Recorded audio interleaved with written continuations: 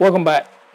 We're closing in on the end of making the boxes or getting to the finished part of it. But I wanted to take just a minute and say that I'm ignoring the experts. When it comes to making these YouTube videos, everybody's like, well, you have to chop it up and there can't be any downtime. If I take a breath to say something, I need to edit that out. Well, I want to make it more like you coming to the shop and hanging out. I just think that that's better, and it's going to make me feel a little bit more comfortable, and I don't have to worry about how I talk or when I say something or what I say. So we're just going to ignore all that, and I'm going to do things the way I want to do it. It's kind of like my granddaughter says. She goes, I don't like it. I don't either. So we're going to do things this way from here on out. I've got a great guy with Lyman Productions, Lucas, that helps me. He can make me look smarter if that's possible.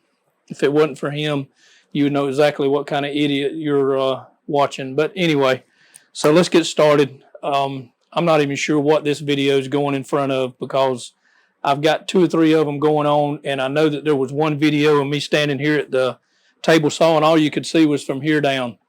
No idea what I was doing. So let's see if we can't get off to a better start here and get going. Thank you.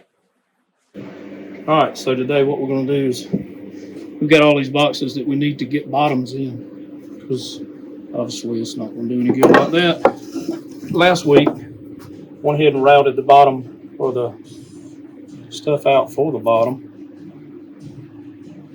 But you'll notice it's not square because when you use a router bit like I did, like this, it's a round bit. So now you got to figure out how to make that square fit in that round hole. What we do is just line it up, draw our little semicircle over there in the edges, and cut them off. So let's do that real quick. Because you really want to get in there and get close. I don't want this thing to look like a 3rd grader did it. Not that there's anything wrong with 3rd graders.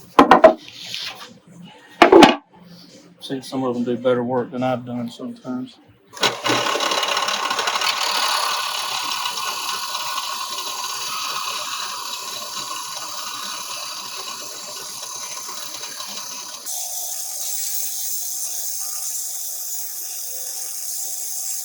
So now we got the round corners.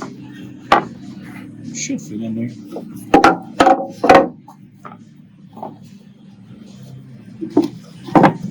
Drops in there just like that. And you'll see that you've got a little lip there. Well, what I try to do is whenever I cut the bottom out, or cut how deep this is, I make sure that I got room for my leather. Which I just take that, line it up like that, and when I'm getting the height, and I'll bring that up here, I just try to make it level, maybe give myself a little bit of room. All right, here's what I use to tack it down with. Really kind of straightforward. No rocket science going on back here in my backyard. Just try to make sure that there's nothing raised. Sometimes it's a good idea to go hit it with the sander.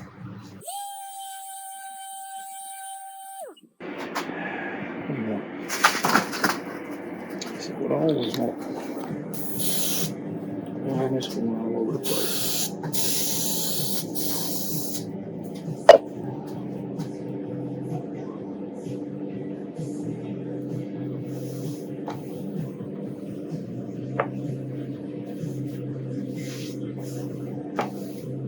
Just get the sharpest blade that you own.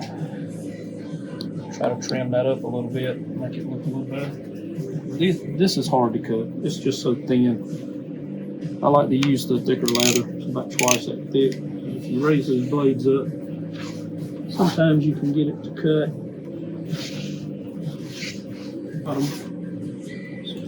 Let's see if she'll fit.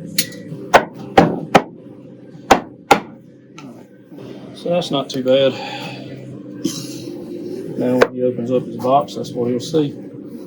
Still got to route the groove in the back for the hinges. Do the same for the top. Okay, now I'm going to try to show how I normally go through the process of setting this up. It's a little different than what you would think. This is actually a core bit. It's for a 1/2 inch dowel or a 1/2 inch hinge. I made them 3/8 of an inch for a while because I thought that looked better, but it just wasn't strong enough. Had a lot of tops being broken off, post office and all. And this is basically what I'm going for. So I've got this pattern that I've been using for years. Alright, so that'll get us close. I got a line drawn on here. Gets me really, really close. There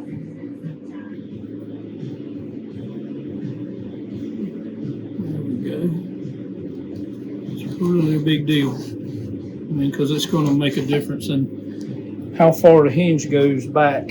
Like if the lid opens up not enough so that it stay open on its own, or too much where it flops back and continuously putting stress on it.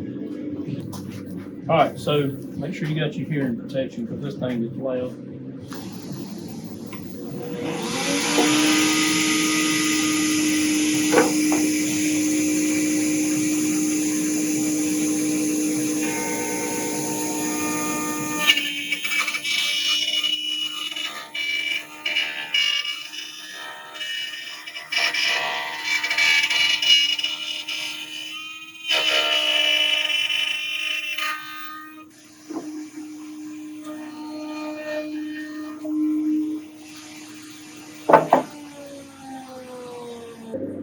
The next step is to go ahead and try to get a couple of hinges made.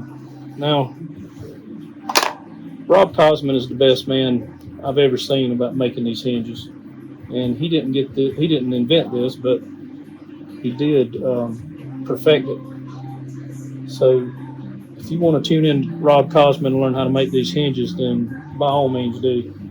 Like I said, I've muddled through this, and I love the way mine look sometimes, but yeah, I'm not a professional at it. Sure. I wanted to mention that you see I always put the names on them, so I know that what goes with what. So, and the reason for that is I always want the orientation to go back like it was, so that all the grain lines up and the box is one piece. It's when it's closed, you want it to look like like it did before I got a hold of it. Of course, this part's going to be filled in with a hinge, and that's what we're looking for right there. Is that 1/2 inch hole with a little bit shown out of the back, so that when we cut that off, it's flat with the box and it hides it. You can't see it unless you know it's there, or I do a very poor job, which can happen. Okay, so now we're going to set up to cut the hinges. Like I said, they got to be 1/2 inch, and it's got to be almost dead on. But anyway, I chose this particular piece of wood because, well, it was right there, and it's almost the right size. It needs to be about 22 inches. And, yep. Why 22? I don't know. It's just what I've always done. I just keep doing what I've always done. Whatever works, I don't mess with it. I'll tell you what, let's make this 22 instead of 30. Okay. Be right back.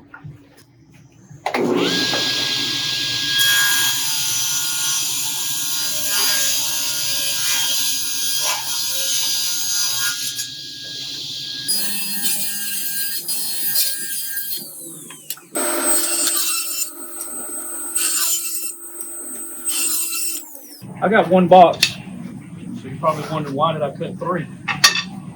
Well, I know that guy in the back. I saw him. He raised his hand. He goes, "Why did you cut 3?" Well, the reason is Because like I said, Rob Cosman is a genius when it comes to this. I'm not. In a little while you'll see why. Alright. So, in order to get it through the little contraption that I have made up, we've got to go back to the old 1995 sander. So, this end's got to fit the chuck, so we got to reduce it.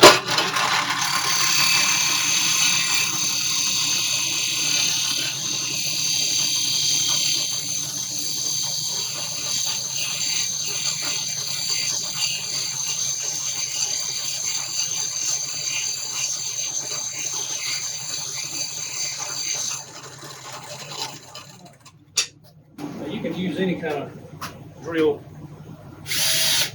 I kind of prefer the walkout. Just get it as straight as you can get it. Don't need all that wobble. Come on. I told you I don't feel good. I don't feel like doing this today.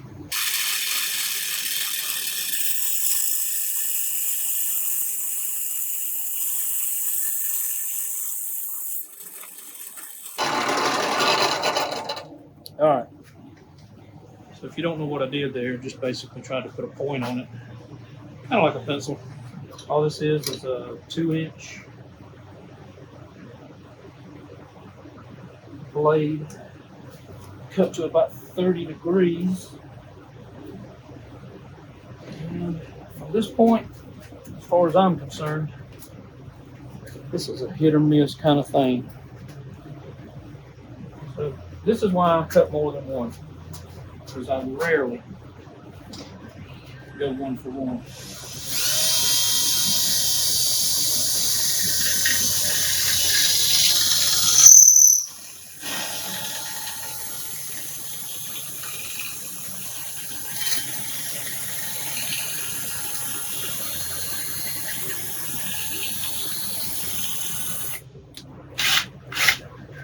We're at about, what was that, 30, well, 385 there, little points above what I need. So, I'm going to try to chuck this thing back up and try again.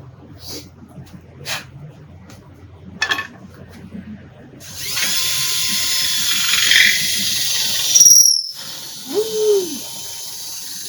That might be too much. No! See it start chewing the back of it up? That's no bueno. That's not going to work. It's going to be too little. Way back here in the back where it really started chewing. It's too little. It was manageable. Up here, way too big still. So what I think I'll do is just use a piece of sandpaper and try to even it out. Now you don't want to clamp down on it too hard, because if you grab that, I can tell you from experience it's not going to be any good.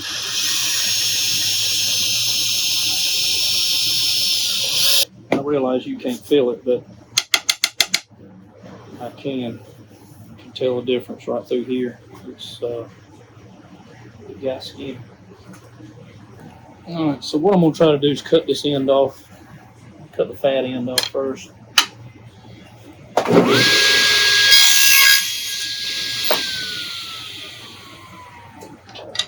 Now this is something that Rob Cosman makes. It helps to center the, when you're drilling a hole, it helps to center it up on the dowel. So if it don't fit, it's like that. Then how am I going to center it up? Well, sometimes if it's close, I can take another drill and press it onto there and still drill my hole and take it off. This is to the point where it doesn't look like I'm going to be able to do that. Nope, neither way. So that's why 22 inches. That's why they're so long. I only need 14, but I start out with 22 because there's just so much room for error. All right, we're going to try this a little bit more. Hopefully get something we can use. Yeah. All right.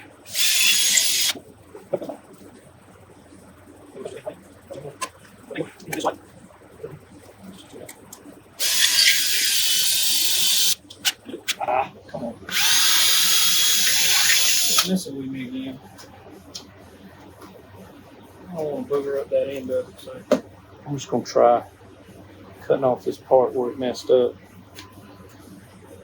and go back to that one more time. Woo! That's pretty close. Well, close it up. 497. All right, this is a little jig I made up, and all it's for is to help me not screw up. Which 99% of my jigs are exactly that. All I do is I put this in here. I always make mine with 1, 2, 3, 4, 5, 6, 7 hinges. Draw a little line. Draw a little, draw. Now, like I said, draw a little line all the way down to the end. And then go up here. That's going to be, yep, you're right, number 7, 6, 5. So this way, when you put it back together, you know which way it goes together. You know how to line the line up, and the piece of wood has the same grain from one end to the other, just like the box does. So this is how long I want my hinge to be. I butt it up with my magnet. I'll check it. I believe in checking stuff 10 times.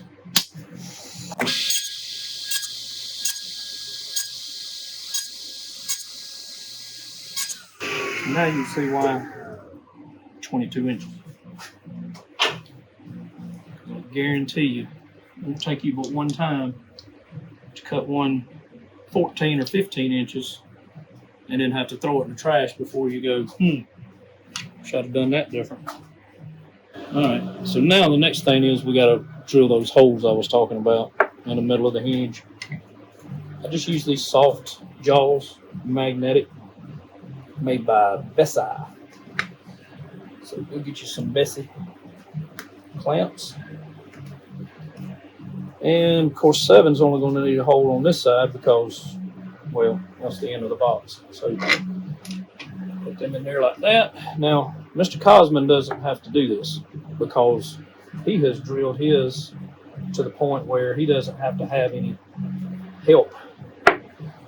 I, on the other hand, do. I don't guess there's any rule of thumb about how deep these holes are or can or need to be. I try to go just under, just so that I can get the edge of my piece on before it starts drilling. That way I've got a guide. I've got a way that it can help itself get on there. But like I said, I do this a little bit different than Mr. Cosman because, again, mine's not perfect. So I put that on there, take it off, and try to locate another drill. So probably what I should have done was measure this before. See, that's not going to make much of a hole because this won't change. It won't come out of that drill. Maybe a little bit more, just so I can. So it's going to bottom out. It's going to be about, I don't know, 3/8 of an inch deep, about that deep.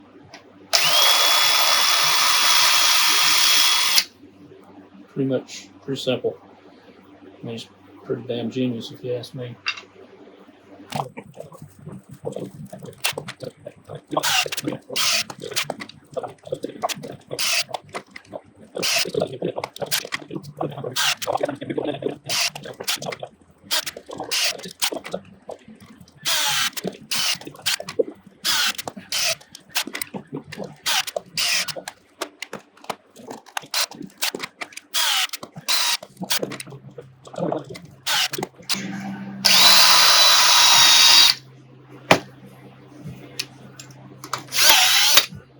Alright, so 1, 2, 3, 4, 5, 6, 7.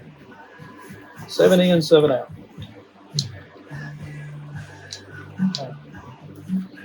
On to the next step. All right. So now, this is basically just welding rods. Not basically, this is welding rods. So, what I like to do before I get started there, grab my wax. Because believe it or not, even a half, look at that. Even a half inch, when it does this, it'll creak. And, you know, nobody wants a creaking box. So I'll put a little bit of wax on it. And that does two things. When we put the glue on it, what it's going to do is keep the glue from being able to stick between these and make them basically useless. As far as I know, you can't use too much of this. I only do the odd numbers. Because even numbers, I've got something else that I have to do. So, 2, 4, and 6. They get the pins. So what I'll do is insert one end, if it'll let me. I don't know if I got different size welding rods last time, or just the big, I think it's the drill bit. I broke my drill bit. One of them's metric, one of them's not. And I just guesstimate that I'm right in there somewhere. Cut it off to the other side. Like I said this morning, no rocket science going on in my backyard.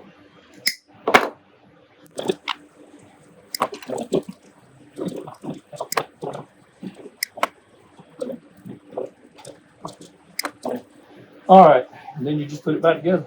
There's 5, and there's 6.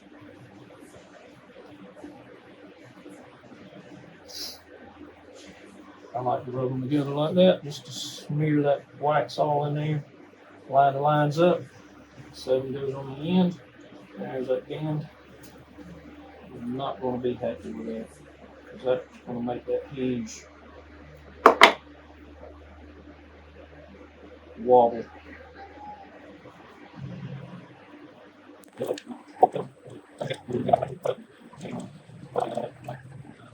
Okay, so now we've got a dowel, pin, hinge lined up. Take an old one that I have, maybe some 600 sandpaper. Just stick it in there. Get out anything that might get in the way.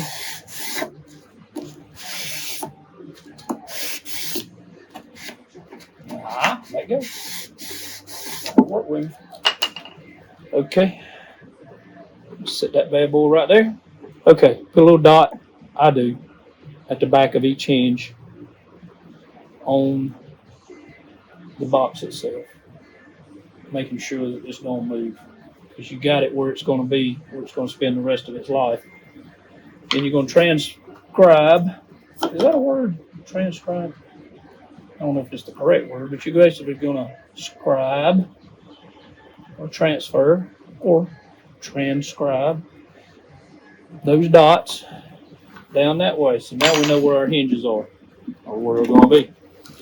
So the top is going to match and do its best anyway.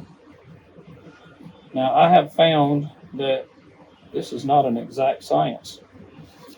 It just, generalities. Yeah, it works. That's all I know. All right, I always like glue on the ends of the bottom, so I'll go in here and I'll put a G, W for wax. Make sure they alternate.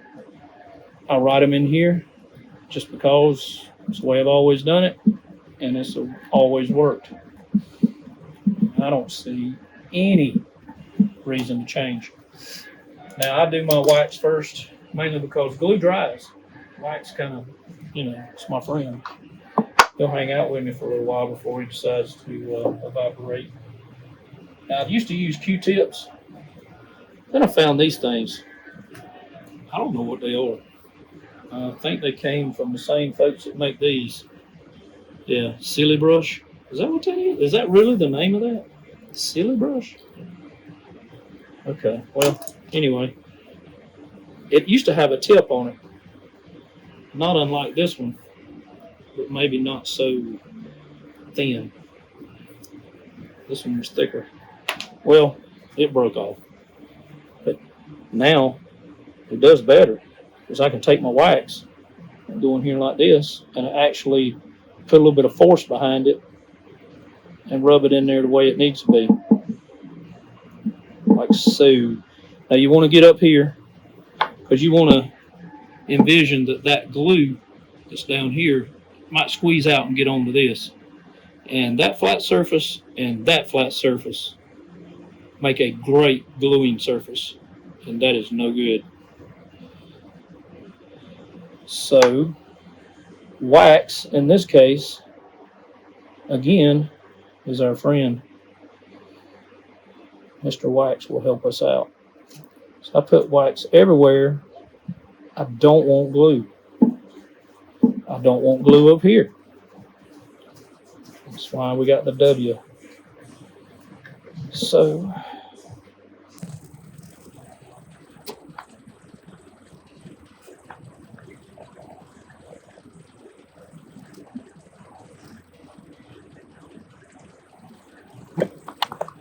all waxed up. So now I go ahead and grab my clamps because I've always been paranoid that my glue will dry. Again, I use the old Tight Bond tray. I haven't had any trouble with it other than just being low in the bottom. All right, so 1, 2, 3, go. A little bit of glue in each one. I try not to go right to the edge. And then I'll take this little one and just try to spread it around in there as best I can. Staying away from the edges because good side, bad side. Thankfully, it's only happened to me about 3 times out of, I don't know, 400, 500 boxes. But it happens. It's one of those things. That's why when I find something that works, I don't stop doing it that way. Just old fashioned. Played a lot of baseball and superstitious as hell. Alright, so we're going to line this up. Set it on there like that. Check, make sure our line's still good. Pretty damn close. And check the front because I can't really sand it because this is lasered in. If I try to sand off any part up here, then I'm gonna have to start over, and I'm not about starting over. I'll fix something. I won't start over if I don't have to. All right, I felt it move, come back toward me, which helped clamp something down. Ain't that what it's supposed to do? Go toward the clamp. Told you, I don't feel like this today. Thank you. All right, we're still good on the front. That's my main concern. The sides I can sand if they don't meet 100%. But the front, when it's got something on it, man, I ain't messing around up here. I want that to be the reason for the season. Now, I could have done a better job. Does that stick out to y'all? I mean, seriously, it kind of does. This wood's just so much lighter than this other. But usually when I go in there and shoot it with shiny stuff, it looks a lot better. It looks a lot closer. You'd be surprised how this wood, even the sap wood, starts to match up on the really good dark. I guess technically it can sit for 30 minutes and be dry. I've seen Rob Cosman take them and shave the back of them off in a half hour. I'm not going to do that. I may wait until in the morning to do so. But we'll set that one aside, and only got 9 more to do. Okay. It's not the next day, it's actually Monday. Took Sunday off. the thing to do. And thought I'd show you what I do after these things, after it comes out of the clamps, what I do to it. I don't open it yet, not until we get the back of this removed. And we'll go ahead and do that now. So I've got it in my little cheap vise. Basically just took $150, I don't even see a name on it anywhere, $150 vise, cut it into my table. You know, it's a poor man's way of doing it. There's a couple of ways you can do this. You can always put it on the sander and flatten it that way. I prefer to do it with my hand plane. I don't know why.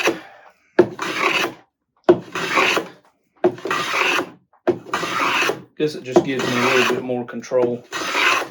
Not to mention the fact that when I'm done, I'm going to put it on the sander anyway, because I want to make sure the back is completely flat.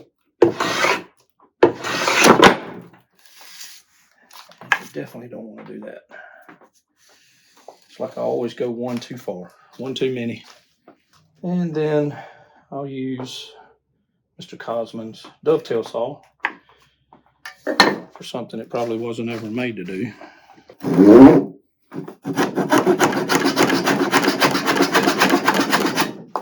Pretty close.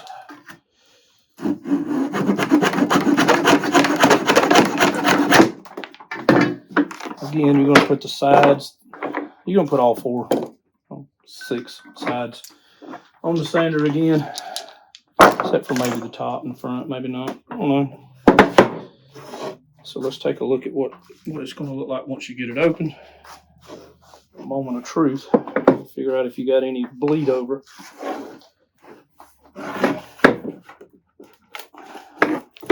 I'll make sure that these odd ones are moving independently of the other 4.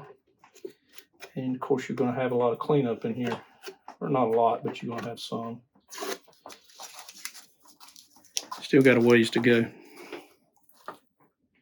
I usually like to take a brass brush, just kind of drop it in here like so. Start cleaning that up. And that wax and the glue off of it.